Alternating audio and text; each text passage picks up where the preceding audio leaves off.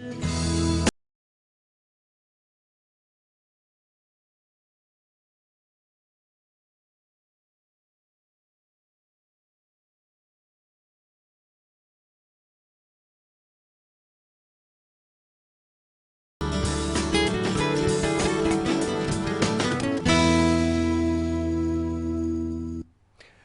वालेकुम, खुश आमदीद, सुबह खैर तमाम देखने वालों को। प्रोग्राम का नाम है गुड मॉर्निंग कराची और मेरा नाम है मोहम्मद यासिर। नाज़रीन, प्रोग्राम गुड मॉर्निंग कराची में मुख्तलिफ मामलात और मसाइल के हवाले से गुफ्तगू की जाती है और हमेशा से कोशिश ये रही है कि अवामी नौइयत के मामलात और मसाइल प्रोग्राम में ज़ेर बहस लाए जाएँ। देखने वाले बहुत सारे पैगामात भेज रहे हैं, मुख्तलिफ मामलात और मसाइल की निशानदेही भी कर रहे हैं और यही कोशिश होती है कि वो जो पैगामात आपकी जानिब से भेजे जाते हैं उन्हीं मामलात और मौज़ूआत को ज़ेर बहस लाया जाए। और उसमें ज़्यादातर जो मसाइल हैं वो मईशत के हवाले से हैं, समाजी नौइयत के हैं। कोशिश ये की हमेशा फ़र्दन फ़र्दन इसके ऊपर गुफ्तगू की जाए मुख्तसर वक्त में। बहुत सारे सवालात ऐसे होते हैं जिसके ऊपर बात करना ज़रूरी होता है और बहुत सारे मामलात ऐसे भी होते हैं जिसके ऊपर बात करने का मौका शायद हमें नहीं मिल पाता। मगर यकीन रखिए कि हमारी पूरी कोशिश होती है कि जो आपके पैगामात होते हैं या मौज़ूआत होते हैं उन्हीं के ऊपर महज प्रोग्राम में गुफ्तगू की जाए। और जो समाजी नौइयत के मसाइल हैं उस पर बड़े दिलचस्प पैगामात और सवालात भेजे जा रहे हैं, तो मैं वो सिलसिला यकीनन आज भी जारी रखूँगा। इसके अलावा और बहुत सारे ऐसे दीगर मामलात हैं जिसके ऊपर अमूमन मैं हमेशा ये बात दोहराता हूँ कि टीवी प्रोग्राम्स में बात करने का मौका नहीं मिल पा रहा, या शायद जो प्रोग्राम कंडक्ट कर रहे हैं, जो कंटेंट डिज़ाइन कर रहे हैं, उनकी शायद इसमें दिलचस्पी नहीं है, क्योंकि इसमें सबसे ज़्यादा इस्लाह का पहला जो पहलू है वो पोशीदा है। और शायद हम बहुत सारी चीज़ों पे मैं गौर करता हूँ तो बहैसियत कौम, लफ्ज़ कौम बड़ा गैर मुनासिब है। बहैसियत यहाँ पे एक मजमुआ जो हमारा एक जमा है इस मुल्क में, वो ये शायद चाहता ही नहीं है कि उसकी इस्लाह की जाए या उन गलतियों की निशानदेही की जाए जो वो बार बार दोहरा रहे हैं। और ये इंतहाई तकलीफ़ दे बात है, सुनने में कानों को यकीनन नागवार गुजरती है, मगर ये कि हम अपना अगर मुहासबा करेंगे, अगर कभी हमें मौका मिला जिसके लिए भी हम तैयार नहीं हैं, तो हमें ये बात समझ में आएगी यकीनन बहुत सारी खामियां हम में ऐसी पाई जाती हैं जो दीगर महज़ब माशरों में जहाँ उनका नामो निशान नहीं मिलता। तो ये हमारा सबसे बड़ा अलमिया एक बन चुका है। और फिर हमारा जो एक मिजाज है, जो एक कुल्ली मिजाज है, कौमी मिजाज है, वो ये है कि हम सारी ज़िम्मेदारी हमेशा दूसरों के ऊपर आयद करने के आदी हो चुके हैं, वो चाहे किसी भी हवाले से हो। मिसाल के तौर पे एक मैं हमेशा बात दोहराता हूँ कि अगर बच्चा इम्तिहान में फ़ेल हो जाता है और अगर आप उससे सवाल करते हैं कि वो अपनी क्लास में क्यों फ़ेल हुआ या क्यों उसने जो है वो अच्छे नंबर्स हासिल नहीं किए, तो उसका 100% जवाब ये होता है कि उसकी क्लास में और भी दीगर लोग हैं, वो भी फ़ेल हो गए हैं। तो यही हमारा भी कुल मिजाज है। जब भी हम अपनी खामियों के बारे में बात करते हैं, अपनी नाकामियों की बात करते हैं, तो हमारा जो जवाब होता है या दलील होती है वो इस शक्ल में होती है कि अगर हम फ़ेल हुए हैं तो दीगर और भी ममालिक दुनिया में हैं जो फ़ेल हो चुके हैं। और फिर चंद एक मिसालें ले दे के हमारे सामने हम जिम्मेदारी उनके ऊपर डाल देते हैं। और उसमें भी सबसे ज़्यादा आसानी ये है कि जो सबसे बड़ा मुल्क है, जिससे हमें बहुत ज़्यादा चाह है, जिसकी हमें बहुत ज़्यादा ख्वाहिश है कि हम वहाँ जाके किसी तरह वहाँ पहुँच जाएँ, जिसके लिए हम सरतोड़ कोशिशें कर रहे हैं, हम सारा इल्ज़ाम उसके ऊपर डाल देते हैं कि वो शायद हमारे ख़िलाफ़ साजिश कर रहा है, जिसकी वजह से आज हम इस हाल पर पहुँच चुके हैं। साथ साथ ये कि ख़बरों के हवाले से भी बात की जाती है। गुज़िश्ता रोज़ जो अफसोसनाक वाक़या पेश आया उसके हवाले से पहले ही आपको बताया था कि क्या कुछ हो सकता है यहाँ पर और क्या कुछ माजी में होता रहा है।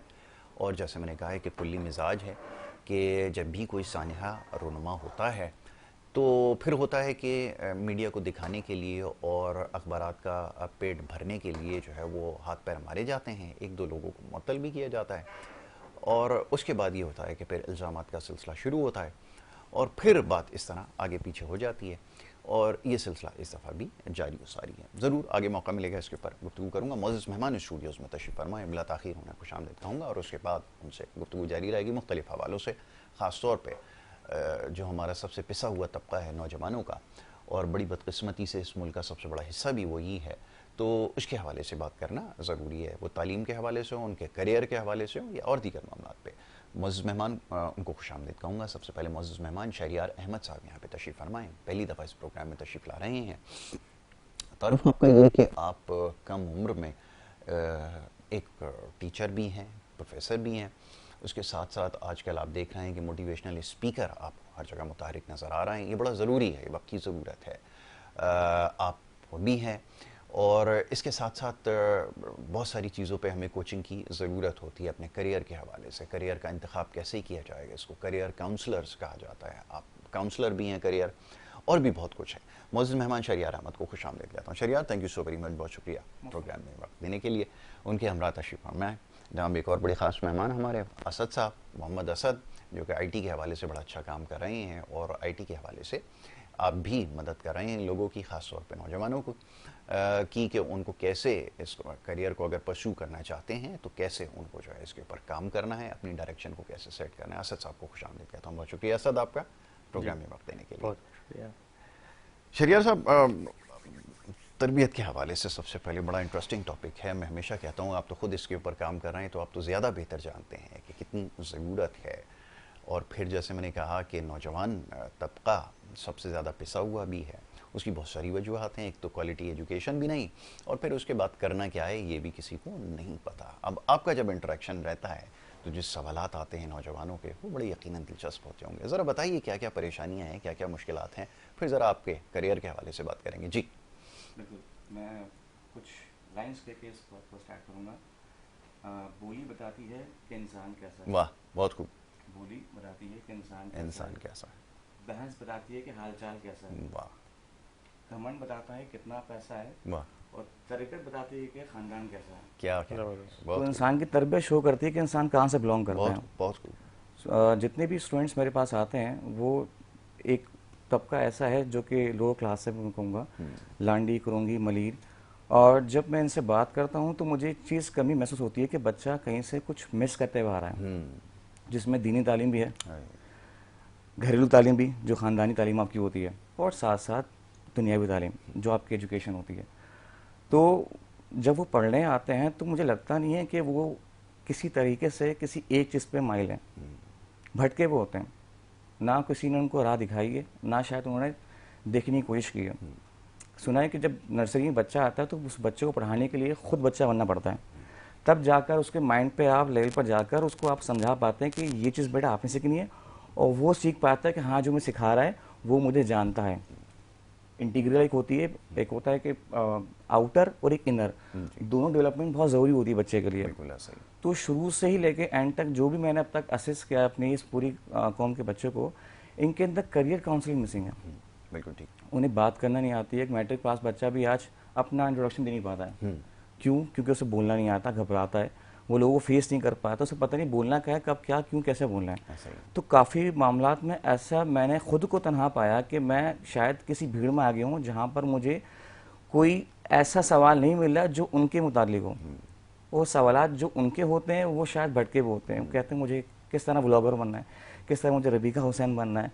उनके जो हीरोज़ हैं ना, आइडियल्स हैं, वो उन्हें गलत चूज़ किए हैं। बिल्कुल ऐसा ही। जाहिर सी बात है, आप एक ऐसा इंसान जिसकी ज़ात से ना आपके दीन को फ़ायदा, ना आपकी ज़ात को फ़ायदा, ना आपके मुल्क को फ़ायदा, तो वहाँ पर जब बच्चे अपना इन्वेस्टमेंट करते हैं, अपनी पावर, अपना थॉट प्रोसेस लगाते हैं, तो जाहिर सी बात है बच्चा भटक जाता है।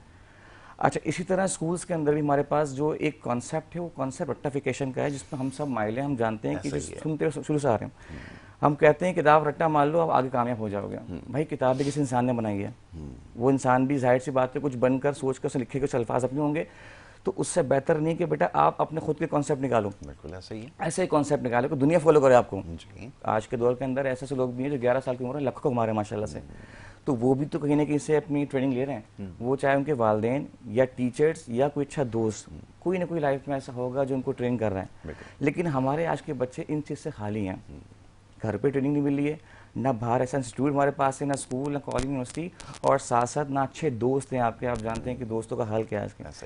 दैट इज़ वाई जो मैं जानता हूँ आज के बच्चों के हिसाब से कि आज का बच्चा बहुत ज़्यादा भटका हुआ है। इससे सिर्फ एक अच्छे उस्ताद की नीड है, अच्छे दोस्त की नीड है। वो उसके उस्ताद बन जाए, उसके पेरेंट्स बन जाएं, या उसका अच्छा दोस्त कहीं से बाहर से बन जाए जो बता पाए कि आपने यहाँ चलना है।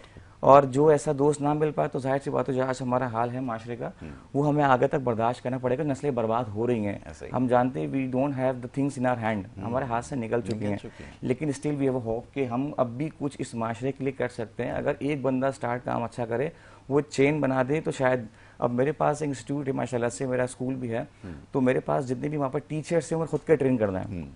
मैंने खुद पढ़ाया पहले उनको रेडी किया, और रेडी करने के बाद मैंने उनको जॉब्स पर लगाया, माशाल्लाह। तक के बता पाऊँ, दिखा पाऊँ, देखो जब ये बन सकते हैं यंग उम्र में, जब मैं बन सकता हूँ तो आप भी बन सकते हैं। तो माशरे के लिए पहले आप एग्जाम्पल सेट करें एग्जैक्टली। और दिखाएं, स्टांस लें, बताएं कि बेटा आप इस राह पर चलें, हम तो हो गए कामयाब, अब तुम्हारी बारी है। क्या क्या है, बहुत खूब। एंड आई होप कि इंशाल्लाह कि हमारे आगे आने वाले बच्चे इस चीज़ को लाजमी फॉलोअप करेंगे। बहुत अच्छी बात आपने कही। और एक चीज़ की जो बड़ी कमी महसूस होती है, अब हम उम्र के इस हिस्से पे हैं कि सोचते हैं, पीछे मुड़ के देखते हैं, ये जो रोल मॉडल होता है ना, ये बड़ा ज़रूरी होता है। हम तो बड़ी बदकिस्मत हैं इस हवाले से कि जो रोल मॉडल हमने बनाए हैं, हमने किसी सियासतदान को रोल मॉडल बना लिया और उसने आके सुहाने ख्वाब दिखाए, और वो भी ज़ाहिर सिस्टम की पैदावार है, फिर जो कुछ हुआ वो आपके सामने है।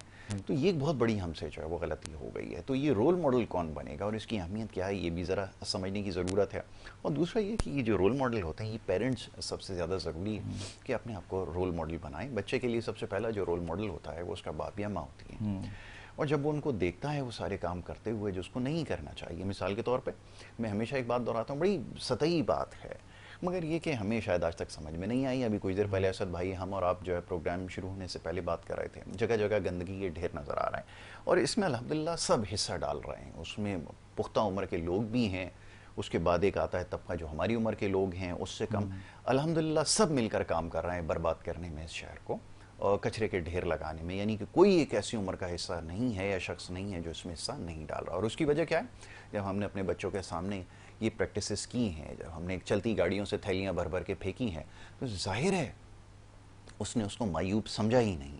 और जब उसने मायूब नहीं समझा इसको गुनाह नहीं समझा इस अमल को, तो नतीजा आपके सामने है। और फिर बैठ कर आप गालियाँ देते रहें हुकूमत को, चाहे सिंध गवर्नमेंट हो, फलाना गवर्नमेंट हो, जो भी आप उसको गाली दें, सबसे आसान काम है। असद भाई की तरफ आता हूँ ज़रा। असद भाई ज़रा फरमाइए, IT के हवाले से बहुत कुछ समझने का मौका मिल रहा है, हर शख्स IT को जो है वो पशु कर रहा है। जी फरमाइए।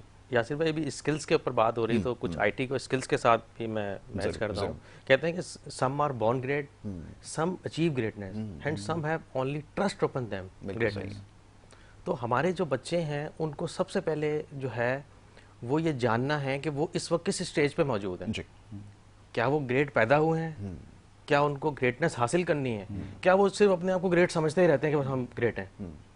नहीं, हमारी तो असल में एक और भी वही है जो थर्ड वाले हैं। हमें एक गाने सुनाए गए ना बचपन में, हम जिंदा कौम हैं, हम अजीम कौम हैं, हम पाइंदा कौम हैं, और न जाने क्या कुछ बता दिया। तो हमारा माइंडसेट ये है कि हम पैदा ही दुनिया में सबसे सुपीरियर हुए हैं। देखिए, एक बहुत बड़ा हर शख्स का एक लेवल है जी। अब चाइना के अंदर जितने स्कूल्स हैं, या आप जापान की बात कर रहे थे ब्रेक के अंदर, तो वहाँ पे जितने स्कूल्स हैं उन स्कूल्स में हर बच्चे को एक जो है वो एक सेटअप दे दिया जाता है कि आज आपको जो है ये पूरा कंप्लीट करना है। ठीक है, एक एग्जांपल कोई कढ़ाई दे दी, वो कंप्लीट करनी है, और साइकिल के कुछ पुर्जे दे दिए कि आपने वो बनानी है। ठीक है, उसके बाद IT की कुछ चीज़ें दे दी एक बच्चे को कि उनको वो जोड़ के कोई सिस्टम बनाएगा। वहाँ के स्कूल्स में ये सब हो रहा होता है, और हमारे स्कूल्स के अंदर रट्टाफिकेशन हो रही होती है जी, जिससे स्किल्स मर जाती हैं। और जब स्किल्स मर जाती हैं तो फिर वो जब पूरी डिग्री ले चुके होते हैं, एग्जांपल पूरी डिग्री ली, और उसके बाद वो ये सोचते हैं अब मुझे जॉब क्या करनी है जी। ठीक है, और उस वक्त जब वो 25 साल का हो चुका होगा, या कम से कम भी अगर जल्दी भी कर ली 22 साल का भी हो चुका होगा, उस वक्त वो जब ये सोचेगा कि मुझे करना क्या है, तो फिर तो वो कुछ भी नहीं कर पाएगा। बिल्कुल सही। इसलिए इसका अभी जो इलाज है वो ये है कि जो हम कर सकते हैं, बता सकते हैं कि मोटिवेशनल जो है, जो मतलब टीचर्स हैं वो स्कूल के अंदर मौजूद हों, जो बच्चे की कैरियर काउंसलिंग करें। अच्छा, एक और भी चीज़ का हमारा बहुत ज़्यादा फुकदान है कि हम ये कहते हैं कि फलां का बच्चा डॉक्टर है तो हमारा बच्चा भी डॉक्टर होगा जी। आप तो डॉक्टर ही बनेंगे चाहे कुछ भी हो जाए, क्योंकि आपके चाचा का बेटा जो है वो डॉक्टर था, आपके ताया का बेटा जो है वो डॉक्टर। ऐसा नहीं है, हर बच्चे की एक डिफरेंट सलाहियत है उसके अंदर मौजूद है। हो सकता है कि वो एरोनॉटिकल इंजीनियर बहुत अच्छा बन जाए, बिल्कुल सही है। हो सकता है कि वो चांद पे जाने की इसमें सलाहियत हो, और हम उसको ज़बरदस्ती बोलें कि नहीं आपने तो बनना ही डॉक्टर है। और इससे ये हो रहा है कि जब हम एक ही चीज़ थोप रहे हैं बच्चों पे, तो बच्चे बिल्कुल जो है वो फिक्स हो गए। अब वो उनके अंदर वो पोटेंशियल ही नहीं है कि वो मतलब कुछ ना कुछ कर पाएँ। अच्छा, IT का इसके अंदर ये एडवांटेज है कि आईटी से जो है वो एआई के थ्रू जो है बच्चे जो है वो मतलब उससे बात करके ये जान सकते हैं कि हमारे अंदर क्या क्या सलाहियतें हैं। और अगर हम एग्जाम्पल कोई बच्चा है वो डॉक्टर बन रहा है और वो डॉक्टर पूरा कंप्लीट कर चुका है, उसके बाद काफ़ी बच्चों को ये पता ही नहीं होता बचपन में कि डॉक्टर बनने के बाद मुझे इंजेक्शन भी लगाने पड़ेंगे, मुझे ये सब काम करने पड़ेंगे, और वो उस चीज़ से अवॉइड कर रहा होता है। बिल्कुल। मैंने ऐसी काफ़ी क्योंकि इस पे भी मैंने काफ़ी काम किया है, हेल्थ पे भी। तो इसमें क्या है कि कुछ डॉक्टर्स ऐसी होती हैं, लेडी डॉक्टर्स ऐसी होती हैं जो इंजेक्शन लगाने से अवॉइड कर रही होती हैं। तो अब वो देखें, अगर कोई उनके सामने कोई ऐसा कोई अगर मरीज आ जाएगा तो वो कैसे इलाज करेंगे उसका। बिल्कुल ऐसा ही। इसका मतलब ये है कि उनके अंदर नेचुरल इस चीज़ की सलाहियत नहीं थी, लेकिन उनके पास डिग्री मौजूद है। अब डिग्री मौजूद है तो जाहिर सी बात है वो डिग्री वाला ही जो है वो इलाज करेगा उस चीज़ का। ऐसा ही है, बिल्कुल। तो ऐसे तमाम जितने भी शोबा जात हैं, इसके अंदर जो है मोटिवेशनल स्पीकर का होना बहुत ज़रूरी है। बिल्कुल ठीक है। मगर आपके प्रोफेशन की खास बात यह है कि इसमें हर शख्स जो है ना वो आपको मिल जाएगा, जिसमें आधा अधूरा डॉक्टर भी काम कर रहा है, जी। इंजीनियर भी काम कर रहा है, और ये बड़ी अच्छी बात है। उसकी वजह ये कि ये एक जो आईटी है ख़ास तौर पे, जैसा भी एआई का तस्करा हुआ, हमारे यहाँ तो उसका मसरफ़ कुछ और है ना। हमारे यहाँ तो फिल्में और ड्रामों के सीन बनाना और माजरत के साथ छिचोरे किस्म की जो है वो टिकटॉक्स बनाना, हम सारी तवानाइयाँ उस पर सर्व कर रहे हैं। और दुनिया में इसके बिल्कुल अगेंस्ट हो रहा है। आप जाकर देखें एआई के ज़रिए क्या कुछ हो रहा है। मैं बल्कि एक बड़ी इंटरेस्टिंग न्यूज़ आपके साथ शेयर करूँ, खातून की एक स्टेटमेंट इंटरनेशनल मीडिया के ऊपर, क्योंकि हमारा तो उससे ताल्लुक़ नहीं है ना, हम लोग देखते नहीं हैं। तो खातून ने बताया कि एआई के ज़रिए उनके ऊपर कोई डेट था, उसको क्या कहते हैं, कर्ज उसके ऊपर था, खातून के ऊपर कोई 24 या 25 लाख पाकिस्तानी रुपए के मुताबिक। तो उसने एआई से मदद ली कि इससे कैसे जो है वो छुटकारा हासिल किया जाए। बिल्कुल। उसने यकीन मुख्तलिफ उसको इन्वेस्टमेंट के, सेविंग के, या कुछ अपनी इसको और डबल करने के अर्निंग्स को तरीके बताए होंगे, और उसके जरिए उसने अपना कर्जा जो है चैट असिस्टेंट से अगर हमें बात करना आ जाएगा तो हम बहुत ज़्यादा उसमें देखें। सबसे पहले क्या है कि अगर कोई भी काम है, हम जब वो करने के लिए जाते हैं, हम सबसे पहले वो घबराते हैं कि हम ये करेंगे तो इसका कोई रिजल्ट नहीं आएगा।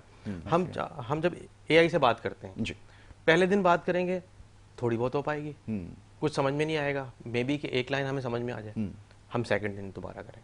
इस तरीके से जब हम काफ़ी दिन तक एक ही काम करते हैं तो उसके अंदर हमारी मेच्योरिटी आती जाती है। Exactly.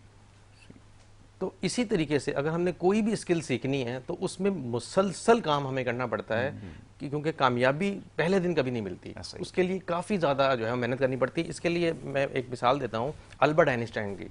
He was failed on matriculation exam 7 time. वो कहता है कि success is not permanent and failure is not फाइलेंट, hence never stop working after success and never stop trying after failure. आपने अपनी जो वर्किंग है वो स्टॉप ही नहीं करनी। एंड में उसने क्या किया, वो चीज़ इजाद कर ली जो किसी ने नहीं की थी। बिल्कुल ऐसे। तो इसी तरीके से अगर हम मुसलसल काम करते रहेंगे तो हमारी जो कामयाबी हमें मिलनी ही मिलनी। अच्छा, यहाँ पे बात हो रही थी कि हमें कैरियर की काउंसलिंग जो है वो हमारे पेरेंट से लेनी चाहिए। ठीक है, वो कहते हैं कि दिल में शौक है इल्म का तो कर खिदमत फकीरों की, नहीं मिलता है गौर बादशाहों के खजानों में। तो हमें सबसे पहले जो है वो अपने बुजुर्गों की जो है वो उनसे हमें जो है वो टैलेंट लेना है। अच्छा, लेकिन जो कैरियर काउंसलर हैं वो उनका होना भी बहुत ज़रूरी है, क्योंकि यहाँ पे ये भी तो हो सकता है कि जो बुजुर्ग हजरात हैं उनको उस चीज़ का पता ही ना हो। ठीक है, लेकिन उनकी इज्जत करना अपनी जगह है, लेकिन स्किल्स के लिए कैरियर काउंसलर का होना इस वक्त बेहद ज़रूरत है। ज़रूरी है, और बिल्कुल यही सबसे ज़्यादा इम्पोर्टेंट चीज़ है।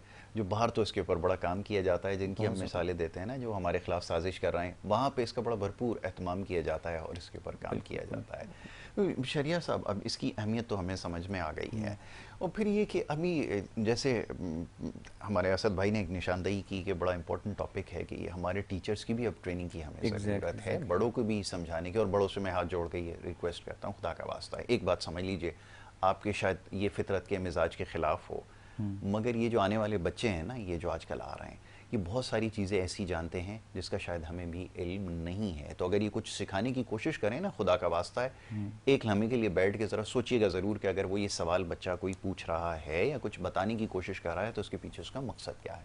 जी शरिया साहब, तो मैं ज़रा काउंसलिंग के हवाले से और टीचर्स की टीचिंग के हवाले से बात कर रहा हूँ, जो फैक्टर मुझे सबसे ज़्यादा नजर आ रहा है। हमारे पास जो स्कूलिंग सिस्टम में स्कूलिंग जो हमारा मेन होता है, जैसे हम लोग ऑलमोस्ट 13 ईयर्स स्पेंड करते हैं अपने till nursery to like matric.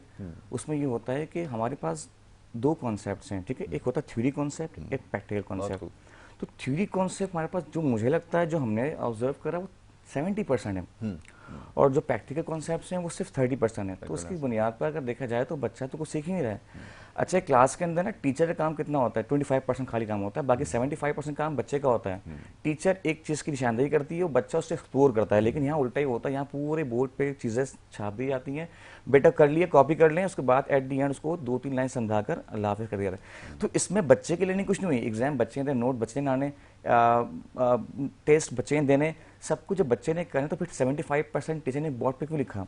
तो यहाँ पर बच्चों की जो लर्निंग स्टॉप हो जाए। दूसरी बात कि जब प्रैक्टिकलाइजेशन नहीं होता ना, अब एग्जाम्पल है केमिस्ट्री क्लास होती है 9 के अंदर, तो उसके अंदर जो एक सब्जेक्ट केमिस्ट्री का जो हम यूज़ करते हैं उसके अंदर 6 डेज क्लास या 5 डेज क्लास होती है थ्योरी, और 1 डे प्रैक्टिकल होता है। तो यहीं पर आकर बच्चा बेहोश हो जाता है कि मैं जो केमिकल्स पढ़ रहा हूँ वो एक केमिकल को पढ़ने के लिए मुझे सिर्फ वीक में एक क्लास मिलेगी, तो वो उतना सारा वीक में पढ़ता है, जाकर एक दिन मिलता है उसको 1 घंटा लैब का, जाकर वो सब समझने में टाइम लगता है कि चल क्या रहा है। तो मेरे ख्याल से होना ये चाहिए कि टीचर्स ट्रेनिंग के अंदर सबसे पहले टीचर्स को गाइड करा जाए कि बच्चों को पढ़ाना कैसे है। आपने पहले आपने एक्सप्लेन किस तरह करना है, एक्सप्लोर क्या करना है आपने, और किस तरह एवेल्युएट करना है बच्चे की जो वीकनेस है, असेसमेंट कैसे करनी है।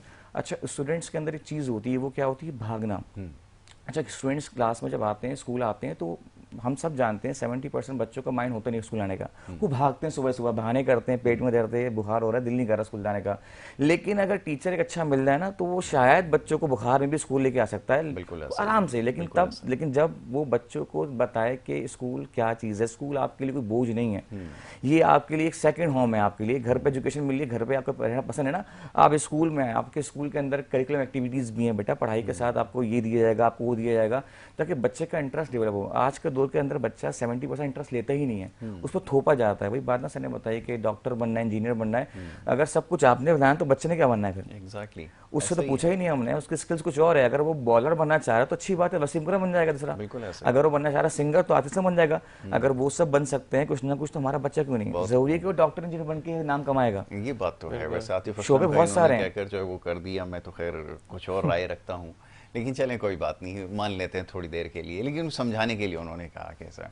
लेकिन ये बड़ी आपने दुरुस्त बात की है कि ये बड़ा ज़रूरी है, एक तो उसके पोटेंशियल को पहले डिस्कवर किया जाए, ये बड़ा ज़रूरी है।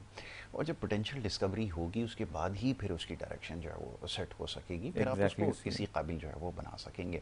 बाकी ये कि एजुकेशन की जैसे भी बात कर रहे थे, बड़ी कमाल बात ये है कि सारा दिन बच्चों को टोकते तो ज़रूर रहते हैं कि पढ़ो, मेहनत करो, ये करो, वो करो, लेकिन किसी एक ने नहीं बताया ये मेहनत होगी कैसे, उसका तरीक़ाकार है क्या, ये भी किसी ने नहीं बताया। तो दूसरी बात जो हमें बड़ी देर के बाद समझ में आई बात, वो ये कि सबसे ज़्यादा जो चीज़ है ना ज़रूरी, वो है कंसिस्टेंसी, जिसको इस्तिकामत आप कहते हैं। ये अम्मा के घर जा रही हैं तो बच्चों को छुट्टी करा ली, बहन की शादी है तो छुट्टी करा ली, ये तो एक आम सी एक चीज़ है। हमें अब यकीनन बुरा लगेगा, आप सोचने पे मजबूर होंगी कि अम्मा के यहाँ वैसे कौन से हफ्ते में एक ही दफ़ा तो जाती हूँ। अब वो जब जाती हैं तो बच्चों की छुट्टी, फिर कोई और मसला हो गया, बच्चों की छुट्टी, फिर माशाल्लाह हुकूमत भी जब हमारी जैसी हो कि जो खुद चाहती है कि कोई मौका मिले उनको और वो 4-6 छुट्टियाँ अनाउंस कर दें, तो ये जब मिजाज बन जाएगा ना, तो फिर जब कंसिस्टेंट होगा ही नहीं बच्चा, मुमकिन ही नहीं है कि वो कोई चीज़ अचीव कर ले, चाहे वो पढ़ाई में कितना अच्छा हो। एक तो सबसे बड़ा प्रॉब्लम शरिया सर इसमें ये चीज़ें हैं। हमारे बच्चे माशाल्लाह 14 अगस्त मनाते हैं, सारे त्यौहार मनाते हैं, त्यौहार का मतलब पता नहीं क्यों मना रहे हो, ईद मनाते हैं पता नहीं, रमज़ान पता नहीं है, मनाना सब कुछ है। अभी लास्ट टाइम मुहर्रम के दिन थे, मुहर्रम के दिनों में लोग बाहर निकले में एंजॉय कर रहे हैं, घूम फिर रहे हैं, हंस खेल रहे हैं, और मुहर्रम का मतलब क्या, ये हमसे वाकिफ थे बच्चों को। तो अवेयरनेस का तो मतलब सारा ना पेरेंट्स दे रहे हैं ना टीचर्स दे रहे हैं, और जो देना चाह भी रहा है तो अच्छा बच्चे नहीं ले रहे हैं।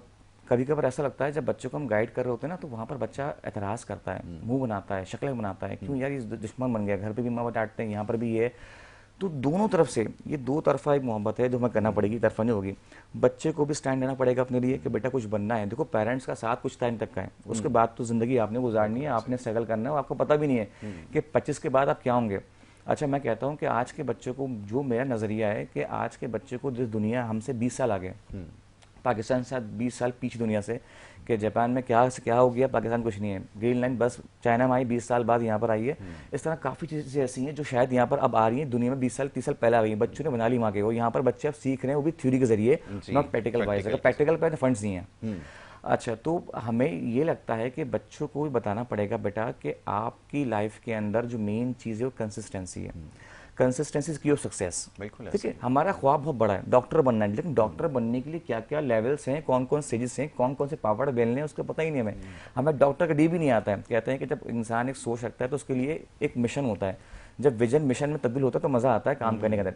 लेकिन जब विजन ही लोगों ने गलत चूज किया हुआ, खुद कुछ और है, वालिदैन कुछ और कह रहे हैं, और फिर दुनिया कुछ और आपको बनाना चाह रही है, तो इंसान भटक जाता है। उस भटके हुए इंसान को एक अच्छे काउंसलर की नीड है, एक अच्छे ऐसे इंसान की नीड है जो उसे लेके बैठे, उसे समझाए उसकी जबान के अंदर, को बदतमीज है उसको उस समझ में आए। अगर वो हंसमुख है, मजाकी है, तो शायद उमर शरीफ बन जाए वो। लेकिन हमें अपने आप को भी देखना पड़ेगा। आपने बात की ना कि यार जो बच्चा अगर कुछ समझा रहा है, पढ़ा रहा है, आपको कुछ सिखा रहा है, तो सीख लें, उसकी बात समझ लें। क्या पता वो आपसे बेहतर बात कर दे। जिंदगी में तो हम एक चीज़ सीखते हैं भाई, कोई इंसान परफेक्ट नहीं है सिवाय एक ज़ात के अलावा। तो जाहिर सी बात है, अगर आपको कोई अमल बच्चा सिखा रहा है तो क्या पता उसमें बहुत चीज़ें भलाई की हों, आप सीख जाएं, आपके जरिए कोई और सीख जाएगा और चेंज होती रहेगी। लेकिन हमारी ईगो उसके बाद फिर बच्चों को, तो हम बच्चों को ट्रेनिंग नहीं मिल पा रही है, वो स्टिल अब तक वो क्लूलेस हैं कि हमें किसको फॉलो करना है, फॉलो किसको करना है, वो Exactly, बुनियादी role model नहीं चीजें हमारे पास मिसिंग है। मैं तो ये इतनी आगे जाता ही नहीं हूँ। पहले कम से कम ये तो सिखाइए मेज के ऊपर बैठ के खाना कैसे खाना है, पानी का इस्तेमाल कैसे करना है, घर में कोई आए तो उसको सलाम करना है, आदाब करना है। वो तो अब कल्चर आपके यहाँ शायद नहीं होगा, मगर ये कि ये सिखाई जाती थी सारी चीज़ें। सुबह उठते ही जैसे बेदार होता है ना बच्चा, तो कौन से ज़िक्र अस्कार होते हैं किए जाते हैं, जो हमें सिखाया गया। आज नापैद हो चुके हैं पेरेंट्स जो खुद हमारी उम्र के हैं, उनको खुद भी नहीं पता कि ये सारी चीज़ें क्या है। असद भाई की तरफ आएंगे। असद भाई ज़रा बताइए, आईटी के हवाले से अब तो ये ऐसा शोबा है जो डोमिनेट कर रहा है सारे शोबों के ऊपर। जब हमने स्टार्ट किया था आईटी का, तो हमें ताने मिलते थे कि इसमें तो मुस्तकबिल ही कोई नहीं है, कंप्यूटर के आगे वक्त ज़ाया कर रहे हैं। आज मेरे ख्याल में, पता तो खैर हमें था, मगर क्योंकि काउंसलिंग नहीं थी, कोई बताने वाला भी नहीं था, सब सिर्फ डिमोटिवेट करने के लिए होते थे कि ये टाइम ज़ाया हो रहा है, तो बहरहाल उसको हमने छोड़ दिया। लेकिन अब वो सारे शोबों के ऊपर डोमिनेट कर रहा है। अब ज़रा फरमाइए कि अब ये कितना ज़रूरी हो चुका है सबके लिए, अब चाहे डॉक्टर्स हो, इंजीनियर हो। आईटी के बगैर जो है अभी कोई भी शोबा जो है जी वो चल ही नहीं पा रहा। नहीं चल पाएगा बिल्कुल। बहुत बहुत अगर वो चल पाएगा तो वो कछुआ और उसकी रेस वाला हिसाब हो ऐसा है, जाएगा। बिल्कुल सही मतलब कहा। बहुत ही स्लो। अच्छा, इसके अंदर बहुत सारी चीज़ें हैं आईटी में। अब सिर्फ आईटी का वर्ड जो है लोगों को मतलब पता होता था, लेकिन अभी सारी चीज़ें खुल के सामने आ रही हैं। देखिए, आईटी के अंदर वेबसाइट डेवलपमेंट मौजूद है, जिसके अंदर एग्जांपल कोई भी नाम हो सकता है उसका, .com जो है। उसके अलावा मोबाइल एप्लीकेशंस आ गई हैं। अब मोबाइल एप्लीकेशन से कितना इजी है, हम इजीली जो है वो कोई भी टैक्सी बुक कर सकते हैं, अब खाना मंगवा सकते हैं, टिकट बुक कर सकते हैं। उसके अलावा कोई भी आपने किसी किस्म का भी कोई भी ऑर्डर करना हो, कोई गवर्नमेंट फीस देनी हो या प्राइवेट फीस ही देनी हो, तो वो भी हम इजीली उस मोबाइल एप्लीकेशंस के जरिए ही सारी चीज़ें कनेक्टेड हो गई हैं। ठीक है। अब जो आईटी के अंदर बच्चे मतलब सीखना चाह रहे हैं, उसके अंदर उनके पास जो मतलब ज़राए हैं, मैं उनके ऊपर आ जाता हूँ ताकि उनको ये खुल के पता चले कि हमारे पास कितने सारे डिपार्टमेंट इसके अंदर मौजूद हैं। ठीक है। वो वेब डिज़ाइनिंग के अलावा एंड्रॉयड डेवलपमेंट सीख सकते हैं, जिसमें सैकड़ों के हिसाब से एप्लीकेशंस हैं। ठीक है। जब वो इसकी लिस्टें गूगल पे भी निकालेंगे तो उन्हें बहुत सारी मिल जाएंगी। वो ड्राइव एप्लीकेशन वो सीख लें, उसके अलावा वो फूड एप्लीकेशन सीख सकते हैं, उसके बाद बुकिंग एप्लीकेशन है, होटल बुकिंग एप्लीकेशंस हैं, हॉस्टल बुकिंग हैं। तो ऐसे बहुत सारी एप्लीकेशंस वो सीख सकते हैं। अच्छा, इसी तरीके से इसकी सेकंड एक ब्रांच मौजूद है जो एप्पल एप्लीकेशंस, iOS एप्लीकेशन जिसको कहते हैं, उसकी भी एक इसी तरीके से जो एंड्रॉयड के ऊपर ऐप्स चल रही हैं, इसी तरीके से एप्पल के ऊपर भी ऐप्स चल रही हैं। तो उसके ऊपर भी वो डिफरेंट लैंग्वेजेस हैं, जैसे फ्लटर वगैरह है, रिएक्ट है, उसके ऊपर वो काम करके वो तमाम एप्लीकेशंस पे काम सीख सकते हैं, जिसके अंदर वो $1000 घर बैठे ही कमा सकते हैं।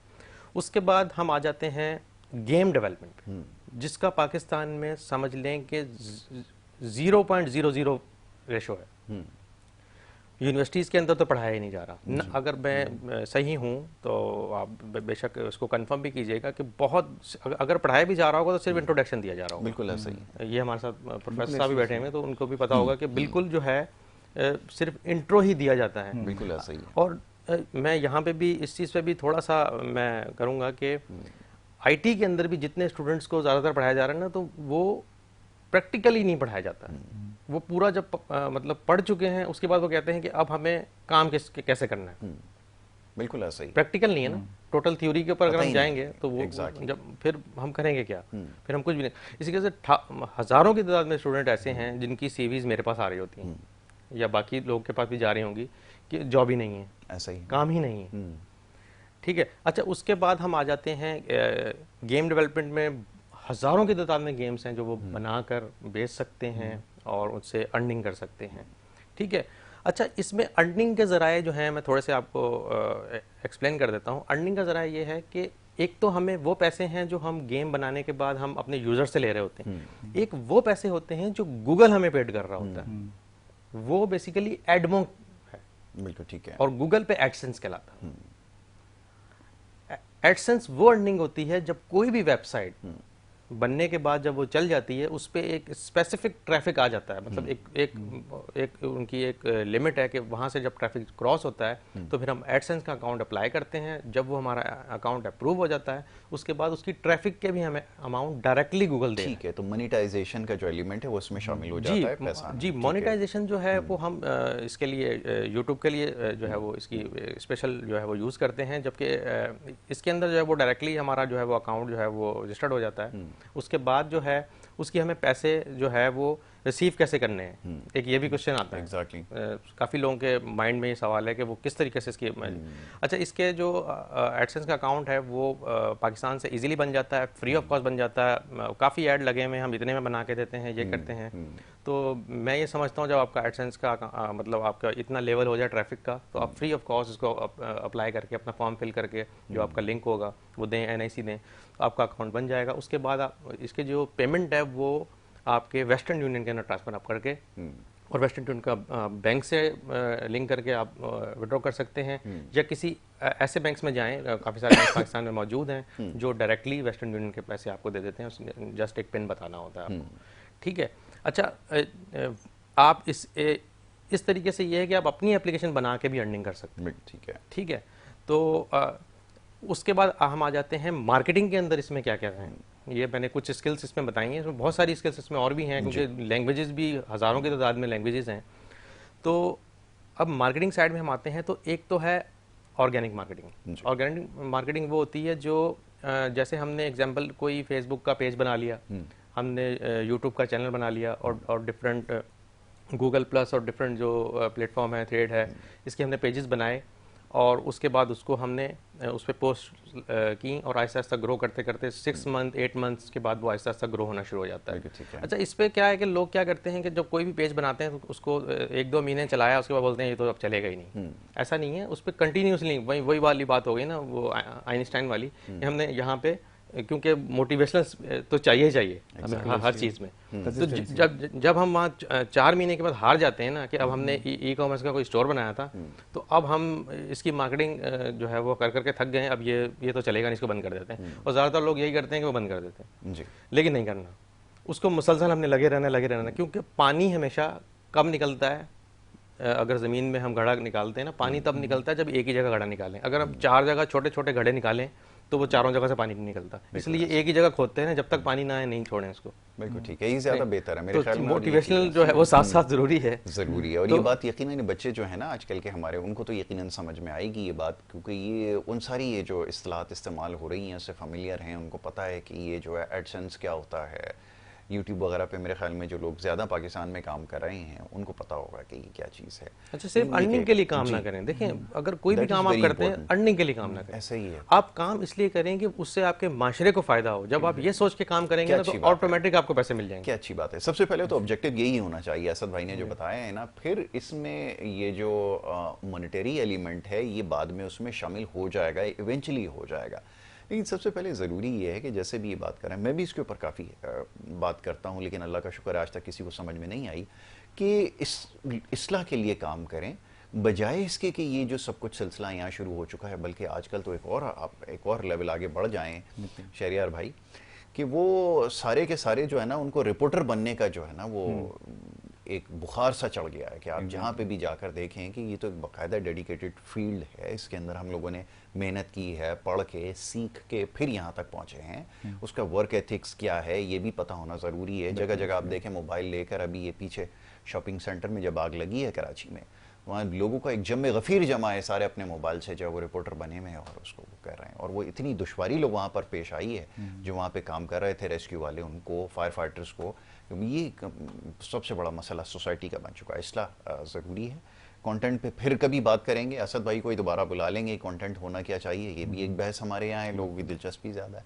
जी शरिया साहब, अब लोगों की दिलचस्पी इसमें ज़्यादा हो गई है और क्योंकि डोमिनेट कर रहा है बाईटी का सेक्टर है, तो पहले तो हम ये होते थे कि आपके पास आते थे कि सर हमें कुछ बताइए, इकोनॉमिक्स के बारे में बताइए, अकाउंट्स के बारे में, साइंस के बारे में बताइए, लेकिन अब वो कहते हैं कि कोई तरीका बता दें, अर्निंग स्टार्ट हो जाए, मैं आज जुकरबर्ग बन जाऊं या फिर मैं इलॉन मस्क बन जाऊं, कोई ऐसा तरीका सिखाइए। कोई है ऐसा तरीका? नहीं, Easiest way बगैर मेहनत के तो जाहिर सी बात है आपने कुछ नहीं कर सकते, आप घर के बाहर भी ना पाए, एफर्ट ना करें तो आप कॉमन सी बात है। तो मैं अभी जो हमारे पास शॉर्टेस्ट वे आए हुए ना, तो मैं बच्चों को ये कहता हूँ कि चलो मैट्रिक अच्छा पास नहीं किया, बी ग्रेड आया, इंटर नहीं करा, सी ग्रेड आया, आपको कोई बात नहीं, थ्योरी में फेल होगा, पर प्रैक्टिकल में दुनिया आज टॉप कर रही है। एलन मस्क हो गए, मार्क ज़ुकरबर्ग हो गए या फिर बिल गेट्स हो गए, इन सब ने स्किल्स पे काम करके अपने आप को आगे बढ़ाया। ये तो एक बहुत बड़ी हमारी निशानी है, तभी यूएसए आज वर्ल्ड पावर बना हुआ है, क्योंकि पास सारे लोग ऐसे बसे हुए हैं जिन्होंने स्किल्स को पूरी दुनिया पे कहाँ से कहाँ ले गए। तो हमारे पास जो बच्चे आते हैं, हम कहते हैं बेटा दो चीज़ों पे काम कर लो, एक इंग्लिश लैंग्वेज थोड़ी सी अपनी जो स्किल्स है, कम्युनिकेशन स्किल्स वो इम्प्रूव कर लो, दूसरा आईटी। ये दो ऐसे आपके वेपन्स होंगे, अगर आप मार्केट में जाते हो तो आप भूखे नहीं मरोगे। आप फ्रीलांसिंग भी कर लोगे, आप बिजनेस भी कर लोगे, आप जॉब भी कर लोगे। ये तीन फिरके भी ऐसे हैं जिस पर आपने काम करना है, सीधी सी बात है। अगर आप स्टूडेंट हो, आप पॉकेट में ही बनाना चाह रहे हो अपनी, जाहिर से आप मैट्रिक्स में ही आप लोग ऐसे ऐसे कोर्स कर लो 3-4, जिससे आपको एटलीस्ट डिजिटल मार्केटिंग कोर्स हो गया, आपको ग्राफिक डिजाइनिंग हो गया, ये छोटे मोटे कोर्स करके एटलीस्ट आप अपनी छोटी मोटी अर्निंग स्टार्ट करो। Start by zero ends by hero, सीधी सी बात है। तो स्टार्ट तो आप कहीं से लो, आप स्टार्टअप लेते हो तो आप छोटे कोर्स से लोगे आप। उसके लिए फिर वही बात आती है कि एक बंदा हो, स्कूल के अंदर ही हो, कहीं ना कहीं हो, बताए कैरियर काउंसलिंग करे, बेटा आपने अगर मैट्रिक सही स्टार्ट आप लेना, जाहिर सी बात है कि इतना टाइम तो नहीं है आज के दौर में कि 25 साल के बाद बच्चा जॉब करेगा तो फिर वो 35 साल के बाद जाकर कुछ कमाने के लायक होगा। तो हमें अभी से ही बच्चों को 15 साल से इसको ऐसा करना है कि वो 15 साल के बाद 25 साल तक 10 साल में इतना आपको इतना प्रॉपर कर ले कि वो 25 ईयर्स में आए तो कुछ ना कुछ बन चुका हो, अच्छा इंसान बन जाओ, मेच्योर बन जाए, इंजीनियर, डॉक्टर, ये कुछ बन जाए, ताकि उसके पास अपनी एक सलाहियत हो, अपनी एक पहचान हो। वरना आज के दौर में इसी कॉन्सेप्ट बना हुआ कि 25 के बाद आप तालीम मुकम्मल करें, उसके बाद आप जॉब करेंगे, जॉब के बाद फिर आप लगाएं 10-15 साल लगड़ा खाएं, उसके बाद जाकर आपका कोई एक एबिलिटी बनेगी, जाकर आप बाइक खरीद पाएंगे। बिल्कुल ऐसा लेकिन वो दौर नहीं रहा है कि जहाँ पर आप लोग इतना लंबा अर्सा, पहले का दौर था जहाँ पर थ्योरी मैटर करती थी, लेकिन आज का दौर में स्किल्स मैटर करती है। और ये आईटी और ये लैंग्वेज ऐसी है कि एक हमारे पास वेपन्स आ गए हैं जहाँ पर छोटा बच्चा भी बड़े को मार दे सकता है। ऐसा ही है, बिल्कुल ऐसा ही है, आपने सही कहा कि इसमें जो ये फ़र्क है ना, ये अब ख़त्म होता जा रहा है। बाकी शरिया साहब ने बिल्कुल ठीक कहा कि इसके ऊपर काम करने की ज़रूरत है। हमारे यहाँ क्योंकि ये तरतीब शुरू से चली आ रही है कि पहले मैट्रिक, ग्रेजुएशन, नौकरी, उसके बाद उम्र कैद के बाद बच्चे, और फिर जो है ना ये सिलसिला आगे चलता जाता है। वो मैं असल में शादी को उम्र कैद कह जाता हूँ, ये थोड़ा सा गटमेंट हो जाता है तो मुझे माफ़ कीजिएगा। तो ये फिर सिलसिला जो है वो आगे बढ़ता चला जाता है। तो कहने का मकसद ये कि इसमें तरतीब रखना जो है वो ज़रूरी है, और जब ये तरतीब सही होगी। और फिर दूसरी बात, जैसे बड़ी दिलचस्प बात अभी शहरियार साहब ने की है, मैं जाता हूँ अक्सर स्कूल्स में भी मौका मिलता है, तो बच्चों को अल्हम्दुलिल्लाह ना अंग्रेज़ी ठीक तरह से आई है, उर्दू तो भूल ही जाइए, और अगर कोई मादरी ज़बान इसके अलावा भी है तो उसमें भी आ रही हैं। तो ये एक बड़ा अजीब सिलसिला चल निकला है। तो मैं सोचता हूँ कि ना तो उर्दू के रहे, ना अंग्रेज़ी के रहे, और बाकी अगर कोई ज़बान शायद जिसमें कम्युनिकेट कर रहे हैं वो उनको ज़रूर आ गई है, और उसका कहाँ इस्तेमाल हो रहा है ये मुझे नहीं पता। असद भाई क्या कहेंगे आखिर में? बस ये है कि सारे रास्ते जो हैं वो रोम की तरफ जाते हैं। रोम एक ज़माने में बहुत बड़ी कंट्री थी, ऐसा ही है। तो कोई भी रास्ता ऐसा नहीं है जो कामयाबी की तरफ नहीं जाता। वो कहते हैं कि उठ बांध कमर क्या डरता है, फिर देख खुदा क्या करता है। जब हिम्मत की जलानी है तो पत्थर भी पानी है। आपने जब आगे बढ़ने का फैसला कर लिया है तो फिर आप अपने इरादों पर जो है वो मजबूत रहें, आप कभी भी जिंदगी में नाकाम नहीं होंगे। बिल्कुल ऐसा ही है। और पैसों के पीछे नहीं जाए, पैसों के पीछे नहीं जाना, पैसों के पीछे नहीं जाना। आप अपने आप को काबिल इतना करें कि मेहनत इतनी खामोशी से करें कि आपकी कामयाबी शोर में जाए, फिर मजा है। हमारे यहाँ मेहनत किस पे हो रही है ये भी सुन लीजिए। मैं अब नौजवान हमारे हैं आजकल माशाल्लाह बड़े काम कर रहे हैं, तो मैंने एक नौजवान से पूछा कि क्या करना चाहते हो। उसने कहा बस मैं सोशल मीडिया के ज़रिए कोई अमरीकी खातून ढूंढ रहा हूँ, वो मेरे प्यार में मुब्तला होकर इधर आ जाए और मैं उससे शादी कर लूँ, बस ये मेरी जो है वो अभी कोशिश एक आई है। भी तो थी, कुछ ये टाइम पहले आई भी थी। बहुत सारी आई हुई हैं, आती हमें रहती अभी किसी एक को और तस्ला आई है करूं। शायद, हाँ। हमारे यहाँ इस वक्त जो सबसे बड़ी अचीवमेंट समझी जा बिल्कुल रही है यही वो है। इसी को समझा जा रहा है। बच्चे हैं, खैर क्या करें, हम समझा रहे हैं। चलें, वक्त मेरे पास क्योंकि ख़त्म हो गया सेगमेंट का, बातें और भी बहुत सारी हैं, यकीनन नागवार गुजरी होंगी, गुजरनी चाहिए। बैठ के सोचिएगा आज ज़रा कि ये सारी बातें हो रही हैं, इसका मकसद आखिर है क्या, और क्या ये ऐसी बात तो नहीं है कि जो मैं अपने पास से कोई मैंने बात की है, जो कुछ मैं देख रहा हूँ आजकल, मैं उसी के ऊपर तबसरा करूँगा। मैं बड़ा शुक्रगुजार हूँ हमारे मौजूद मेहमानों का, जनाब असद साहब का कि वह यहाँ पे तशरीफ़ लाए, शहरियार साहब का, और उनको ज़हमत देते रहेंगे। बहुत कुछ सीखने का मौका मिला, बड़ी अच्छी बातें उन्होंने की हैं नौजवानों के लिए ख़ास तौर पर। ये उन्हीं की ज़बान में आज बात की है, तो शायद ये बात उनकी समझ में आए। ब्रेक का वक्त हो रहा है, ब्रेक के बाद दूसरा सेगमेंट है, आप देखते रहिए हमारा प्रोग्राम।